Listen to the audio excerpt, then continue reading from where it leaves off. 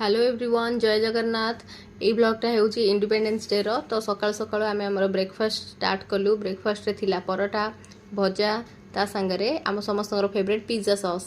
तापरे आमे चललु आमर वर्कशॉप अटेंड करिया पई जोटा थिला बायोहेरिडिटरी साइंस रे। तापरे आमे चललु ऑटोरे पहुंची गलु एबे आमे बायोहेरिडिटरी साइंस। तापरे आमर थिला रेजिस्ट्रेशन सरला परे जेहेतु इंडिपेंडेंस डे थिला आमको मिलला मिनी मिनी बैच मिल सारला परे आमर स्टार्ट हैला प्रैक्टिकल सरला परे आमको आई गेस मिलला सेव आउ बुंदी कहीं ना independence day is incomplete without sev Bundi.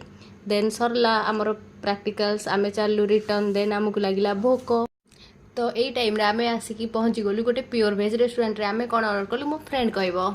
आमे स्टार्टर रे ऑर्डर करथिलु बेबी कॉर्न चिली आउ एटा भेज थाली देखि पारुथिबे। एटा मु रेटिंग करिवि 4.5 आउट ऑफ 5। बहुत बढ़िया थिला, चलिबो ठीक ठाक थिला। एतिक रे आमे हम ब्लॉग रखुचु। Bye bye.